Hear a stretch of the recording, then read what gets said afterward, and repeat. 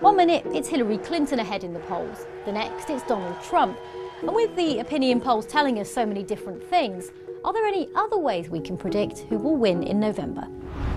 What we use are things like real household personal income, house price growth, and gasoline price growth. And if they're satisfied with the status quo, they're more likely to vote for the incumbent political party. This model from Moody's has got the winner right every year since it was created in 1980. So what do they think will happen this year? The Democratic candidate should win with about 332 electoral votes.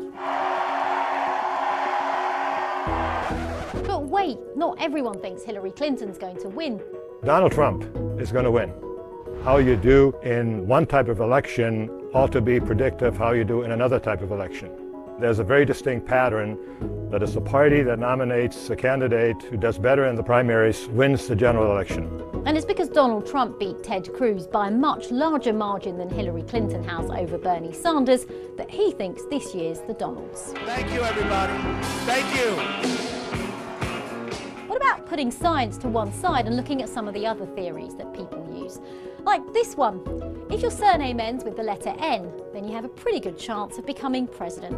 Like by that measure, Hillary Clinton looks certain to be in the White House. But then there's this theory, the Olympic Games one, where if a country's hosting the Olympics for the first time ever, the party in power loses office.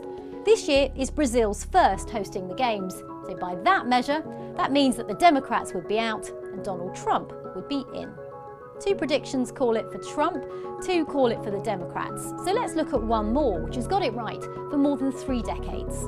I developed a model with 13 key questions, true or false questions, that could be answered before an election that primarily indicate whether or not that performance has been good enough to give the party in power another 4 years. His questions look at everything from whether the party in power has done well on foreign policy, in the midterm elections, and even whether their candidate has enough charisma.